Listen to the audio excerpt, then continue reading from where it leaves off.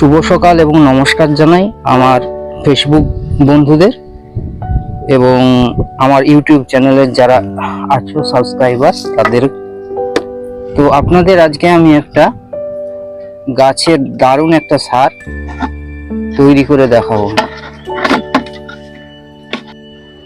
1994 সাল থেকে আমি গাছ লাগানোর একটা সাথে জুড়েছি। আমার সাথে পরিচয় হয়েছিল একজন কৃষি বিশ্ববিদ্যালয়ের মানুষ। সে আমাকে অনেক কিছু হাতে করে শিখিয়েছে। তো তারই একটি হলো এই সারটি। এই সারটি দেখতে পাচ্ছেন এখানে আমি কাঁচা গোবর 7 দিন ধরে এর মধ্যে দিয়ে রেখে দিয়েছিলাম, একদম কাঁচা গোবর যেটা হয়। তো এরপর এটা 7 দিন পরে এটা রেডি হয়ে গেছে। এই সারটা তৈরি করার মতন উপযুক্ত সময় এটা।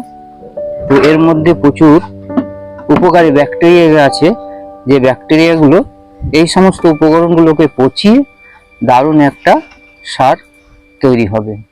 কিন্তু এর দীর্ঘ সময় লাগবে। 15 দিন থেকে আপনারা আপনার গাছে দিতে পারেন এবং 30 দিন হলেও ভালো হয়।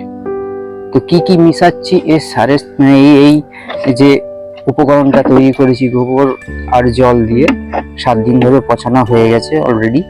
তো এর সাথে আমি যে প্রাথমিক উপকরণটি মেশাবো সেটা হলো 500 গ্রাম হচ্ছে খোল, সর্ষে খোল একদম 500 গ্রাম এখানে মিশিয়ে দিচ্ছি। দেখি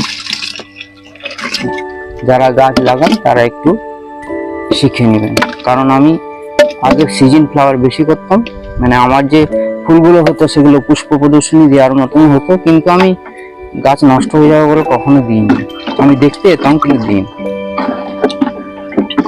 এটা হলো আপনার ফুল, এটা দিয়ে দিলাম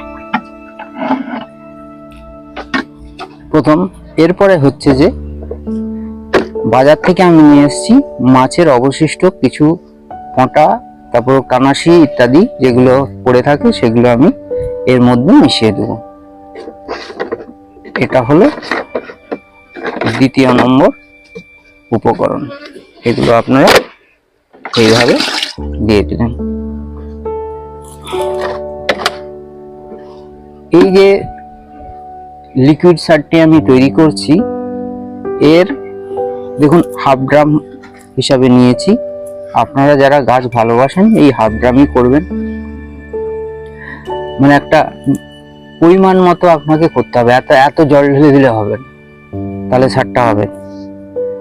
তো হয়ে গেল আপনার এইখানে খোল মিশালাম, তার সাথে আমার মাছের অবশিষ্ট যেগুলো পড়ে থাকে সেগুলো মিশালাম। এই যে 15 দিন, এটা 15 দিন থেকে আপনি কাজে লাগাতে পারবেন। 1 মাস হলে ভালো হয়, 1 মাসে একবারে হয়ে যায়।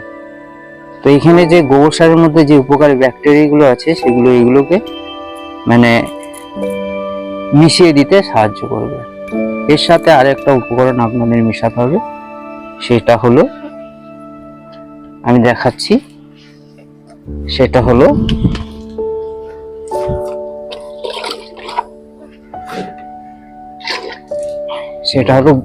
এই যে আমার হাতে আসছে, এই যে এটা গুড় বলে, এটাকে গুড় মোলাসেস বলে।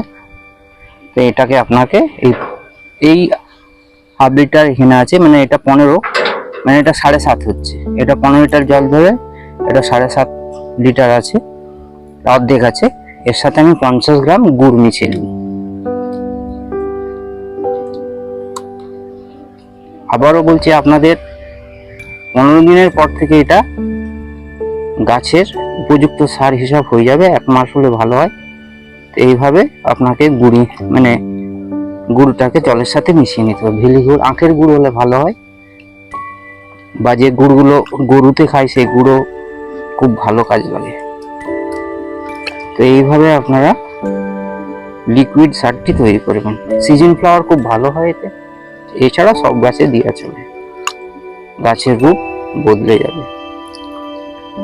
তো আমি একটা সময় প্রচুর নার্সারি লোকের সাথে মিশেছি, তাদের সাথে জেনেছি, যারা কৃষিতে পড়াশোনা করেছে তাদের সাথেও বসেছি।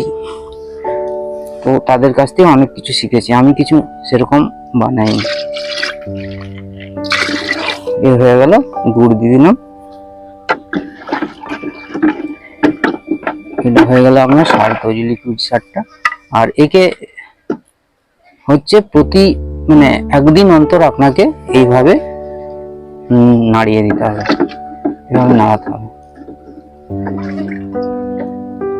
নাড়ালে আপনার হচ্ছে উপযুক্ত হয়ে যাবে সারটি, একদম 15 দিনের পর থেকে ব্যবহার করতে পারবে।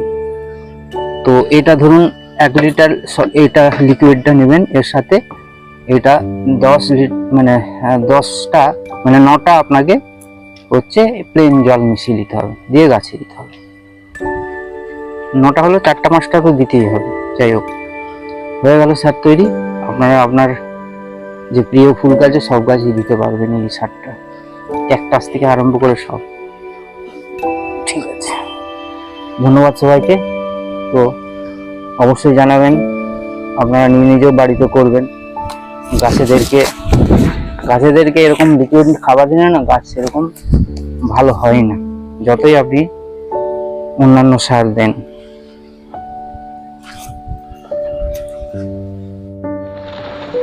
তো আবার ফিরে চলে এসেছি। এরপরে আমি দেখব একবার সুন্দরভাবে সার তৈরি হয়ে গেছে। এটা অমৃত লিকুইড সার। এই সার আপনি 10 ভাগ জলের সাথে 1 ভাগ এই সার আপনি গাছে দিতে পারেন। দিলে আপনার গাছ যেমন সতেজ থাকবে এবং খুব ভালো গ্রোথ হবে। তো ভিডিওটি কেমন লাগলো সবাই জানাবেন, আর সাবস্ক্রাইব করে পাশে থাকবেন। সবাই ভালো থাকবেন, আবার নেক্সট ভিডিও নিয়ে আসছি।